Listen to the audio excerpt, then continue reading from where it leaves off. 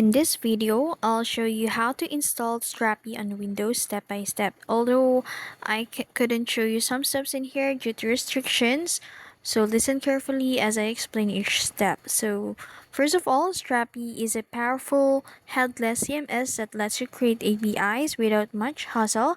So whether you're a beginner or an experienced developer, this guide will help you get started quickly. So before installing Strapi, you need a Node.js and npm. So make sure you already visited the nodejs.org and then download the latest or long-term support version and then install it, and make sure to check add to path during installation. To verify the installation, you can open the command prompt and type the program checker for the node.js, and then if both commands return a version number, you're good to go. So now, assumingly we've already done that procedure, since I couldn't show you that step due to restrictions, so assumingly, now let's install Strapi. So open your command line or PowerShell and then run.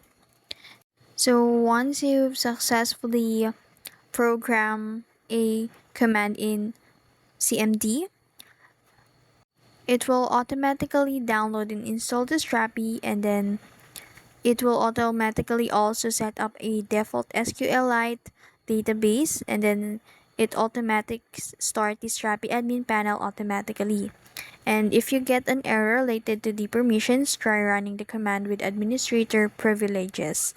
So once installed, navigate to your project folder and then start the Strapi development server. And then after a few seconds, Strapi will open in your browser, and here you can create an admin account and start managing your content.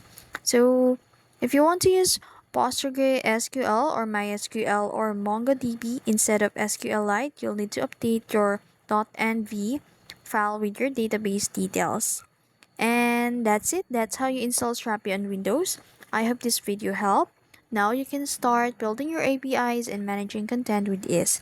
If you found this video helpful, don't forget to like, share, and subscribe to the YouTube channel.